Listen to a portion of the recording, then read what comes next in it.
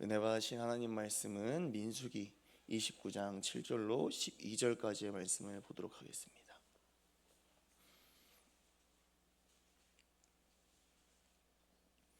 민수기 29장 7절로 12절까지의 말씀.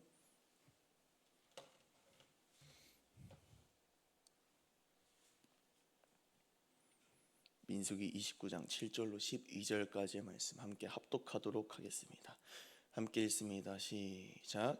일곱째 달 여름날에는 너희가 성회로 모일 것이요 너희의 심령을 괴롭게 하며 아무 일도 하지 말 것이니라. 너희는 수송아지 한 마리와 수장 한 마리와 일년된 수장 7마리를 다 흠없는 것으로 여호와께 향기로운 번제를 드릴 것이며 그 소재로는 고운가루에 기름을 섞어서 쓰되 수송아지 한 마리에는 10분의 3이요 수장 한 마리에는 10분의 2요 어린 양 7마리에는 어린 양 한 마리마다 10분의 1을 드릴 것이며 속죄제와 상번제와 그 소제와 그 전제 외에 수전소 한 마리를 속죄제로 드릴 것이니라. 일곱째 달 15째 날에는 너희가 성회로 모일 것이요 아무 일도 하지 말 것이며 이래 동안 여호와 앞에 절기를 지킬 것이라. 아멘. 할렐루야. 민수기 29장의 말씀을 중심으로 귀중한 가치, 거저받은 은혜라는 제목으로 말씀을 전하고자 합니다. 민수기 29장에는 다양한 절기에 대한 설명과 규례가 등장하고 있습니다. 그래서 가볍게 이 정보의 지식을 얻을 수 있다고 생각할 수가 있지만 오늘 말씀 속에 들어있는 하나님의 마음을 살펴보고자 합니다. 하나님께서는 히브리 민족을 애굽에서 구원하여 주셔서 노예의 신분에서 자유인이라는 신분으로 바꿔주셨습니다. 또한 그들이 하나님을 섬기고 올바른 방법으로 예배드릴 수 있도록 이 모세라는 사람을 통하여서 규례를 주셨습니다.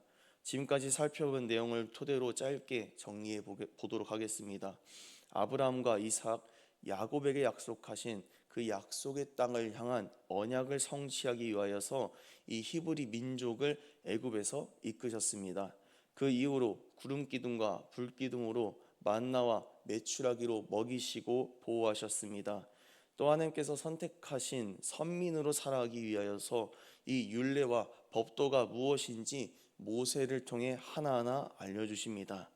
이렇게 하나님께서 노예 히브리인을 선민 이스라엘 백성으로 만들어 가시는 장면을 보게 되어지면 마치 아버지의 모습이 떠오릅니다.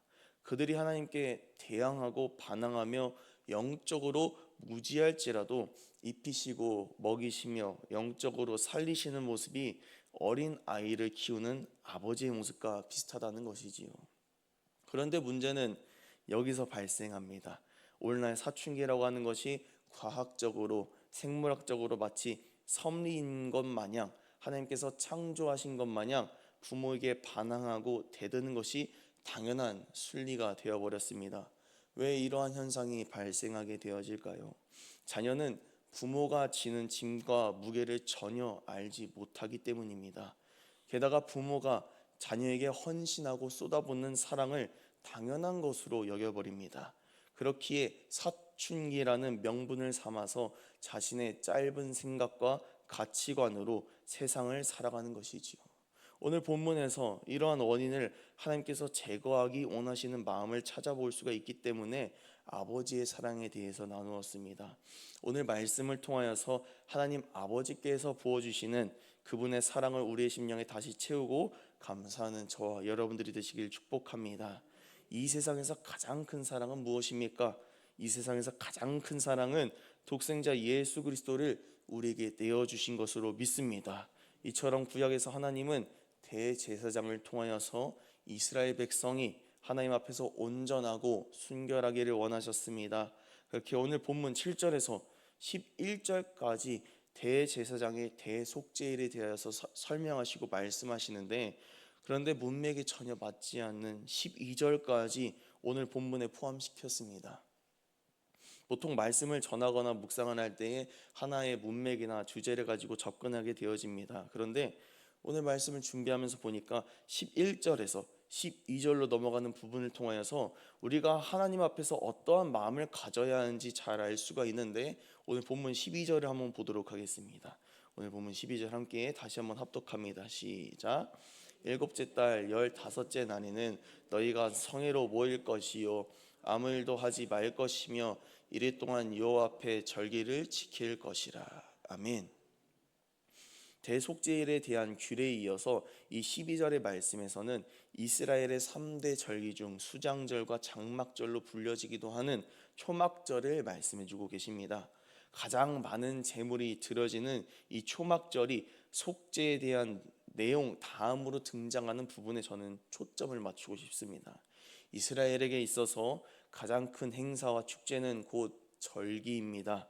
모든 백성이 한 마음으로 하나님 앞에 예배를 드리고 기념을 하는 것은 하나의 민족에 있어 축제이기 때문이지요. 그런데 이 이스라엘 백성에게 있어서 가장 크고 의미가 있는 절기 앞에 이 속죄에 대하여서 하나님께서 말씀하신 것에 대한 마음을 보고자 합니다. 부모는 자녀가 자신을 무시하거나 불순종하는 것에 상처를 받기도 하지만 자신이 주는 사랑을 거절하고 이 사랑을 권리처럼 여길 때에 상처를 받기도 합니다. 하나님께서도 마찬가지이시죠. 하나님의 뜻을 저버린 히브리 민족의 인생은 사실 하나님의 심판을 받기에 합당한 민족이었습니다. 노예에서 자유인으로 만들어 주셔도 먹을 것과 마실 것 하나를 가지고 하나님께 대들고 불평합니다. 즉 하나님의 사랑과 이끄심에 대한 은혜를 권리로 받아들였다는 것입니다. 그렇기에 하나님께서 모든 뜻과 계획을 이루시기 전에 모든 인류에게 걸림돌이 되는 이 죄에 대하여 해결하기 원하셨음을 오늘 본문의 문맥에서도 찾아볼 수가 있다는 것입니다. 사랑하는 여러분, 오늘도 나에게 회개할 기회가 있다는 것은 하나님의 아들이 십자가에서 처참하게 죽임을 당하셨기에 가능한 것입니다. 이러한 하나님 사랑의 은혜를 우리가 권리처럼 행사한다면 우리가 하는 모든 회개를 어떻게 바라보겠습니까? 내가 하나님 앞에 꿇어 드리는 것, 항복해 드리는 것으로밖에 여기지 않으신다는 것입니다. 우리가 믿는 하나님은 꿇어드리고 항복하는 것으로 대우받으실 분이 아닙니다. 그저 하나님의 위엄 앞에 꿇어지고 엎드려지는 것이고 겸손할 수밖에 없다는 것입니다. 이런 하나님께서 직접 육신을 입고 이 세상에 오셔서 죽기까지 사랑하시니 영적으로 교만한 바리새인과 율법학자들은 예수 그리스도를 거부하고 죽이기까지 하는 것입니다. 이러한 영적으로 무너지는 삶을 우리는 말씀으로 재정립해야 될 줄로 믿습니다. 우리가 받은 예수 십자가의 보혈의 은혜는 감히 11조와 헌신으로 비교할 수가 없습니다. 값으로 살 수 없는 은혜를 받았으니 주님께 드리는 모든 것이 당연한 것이요 감사한 마음밖에는 없어야 한다는 것입니다. 이것이 오늘 본문을 통하여서 우리에게 알려주시는 하나님의 마음인 줄로 믿습니다. 그런데 하나님은 얼마나 자비로우시고 은혜가 넘치시는지 우리에게 베푸신 은혜에 감사하는 자에게 더 큰 은혜와 사랑을 부어주시는 분이신 것을 기억해야 될 줄로 믿습니다. 오늘 우리에게 주시는 하나님의 사랑은 여러분에게 얼마짜리 사랑입니까? 우리가 찬양을 할 때는 한량없는 은혜라고 고백을 하지만 그 은혜가 우리의 삶을 이끌어가지 못하고 아직도 나의 옛 습관이, 옛 성질이 하나님께서 나에게 주시는 은혜의 통로를 가로막고 있다면 오늘 과감하게 말씀으로 뿌리를 뽑아야 될 줄로 믿습니다. 이것이 하나님께서 원하시는 진정한 회개인 것이지요. 주님께서는 그저 이스라엘 백성이 대속죄를 통하여서 제물을 받으시고 회개를 받으려고 하시는 것이 아니라 이스라엘 백성에게 이 죄의 무게가 얼마나 중하고 무거운지를 알려주시는 것입니다. 가장 큰 절기보다 중요한 것은 무엇입니까? 하나님과 나와의 관계성이라는 것을 기억하시길 축복합니다. 우리는 교회에서 직분으로 소개합니다. 그러나 본인이 하나님과 죄로 막혀 있고 가리워져 있다면 그 직분이 나를 구원해 주지 못합니다. 오직 하나님께 온전한 예배자로 나아가는 자만이 주님께서 기뻐 받아주신 줄로 믿습니다. 즉 은혜를 은혜로 깨달아서 죄에서 자유케 하시는 예수 그리스도의 속량에 진정으로 감사하고 기뻐하는 자가 주님께 복을 받을 수 있다는 것입니다. 절기를 지키게 되면 온전한 마음에 되는 절기를 지키게 되는 온전한 마음에 대하여서 나눴다면, 다음으로 절기를 지킬 수 있는 자격에 대해서 보도록 하겠습니다. 아까 읽은 12절의 후반부를 보면 여호와 앞에 절기를 지킬 것이라 라고 하나님께서 명령체로 말씀하여 주십니다. 하나님의 모든 말씀은 명령입니다. 그런데 우리가 이 절기에 대하여서 지키라고 하는 명령에 대하여서는 하나님의 자녀가 해야 되는 당연한 의무입니다. 결국 우리가 하나님께 요구하는 것들은 거꾸로 우리가 하나님께 당연히 해야 하는 것임을 나타내는 것이지요. 예를 들어 물질의 복을 받기 원하는 사람은 하나님 앞에 자신의 물질을 다스리고 즐겨내야 합니다. 그런데 많은 그리스도인들은 주님께는 물질의 복을 받고 싶어 하지만 주님께 드리는 예물에 대하여서 인색한 사람들이 얼마나 많은지 모릅니다. 결국 하나님은 우리의 마음의 중심을 보시는 줄로 믿습니다. 절기를 핑계로 하나님과의 관계가 멀어지는 히브리의 민족의 모습이 오늘 그리스도인들에게도 보인다는 것입니다. 오늘 설교 제목을 귀중한 가치, 거저 받은 은혜라고 했습니다. 우리가 받은 예수의 생명은 거저 받았습니다. 그러나 예수 그리스도의 생명의 가치는 절대로 매길 수 없는 귀중한 것입니다. 우리가 이스라엘 백성처럼 절기에 관심이 빼앗겨서 하나님과의 관계를 잃어버린 히브리인처럼 우리가 예수 그리스도의 생명을 거저 받았다고 해서 예수의 생명을 등한시 여기고 가볍게 여기는 사람들은 결국 오늘 본문의 백성들과 같은 죄를 범하는 것입니다. 예배의 성공은 어디서부터 시작되느냐? 오직 죄사함의 감사로부터 시작되는 줄로 믿습니다. 결국 우리에게 회개의 은혜가 회복되어야 될 줄로 믿습니다. 그렇게 하나님과 내가 예수 그리스도의 피로 인격적으로 만날 때에 그곳에는 생명이, 자유가, 복이 있을 줄 믿습니다. 하나님은 우리의 마음과 우선순위를 보십니다. 우리의 마음이 정말 감사에 있는지 또는 타성에 젖어 있는지 감찰하십니다.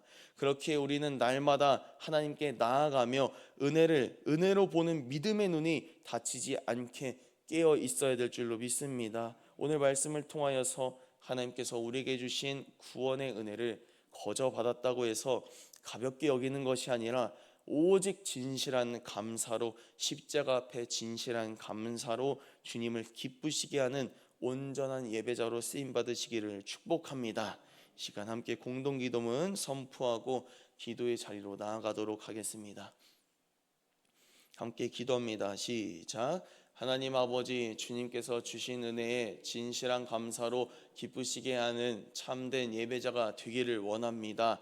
다른 어떤 것보다 주님을 우선순위에 두게 하시고 나를 구원하신 은혜에 감격하는 구원의 기쁨을 회복시켜 주시옵소서. 말씀이 나의 삶의 중심이 되게 하시며 주신 은혜에 감사함으로 영광 돌리는 주의 자녀가 되기 원합니다. 세상에 시선을 두지 않고 온전하게 하시며 능력을 주시는 주님만 바라보는 믿음의 사람이 되게 하옵소서. 감사드리며 예수님의 이름으로 기도합니다. 아멘.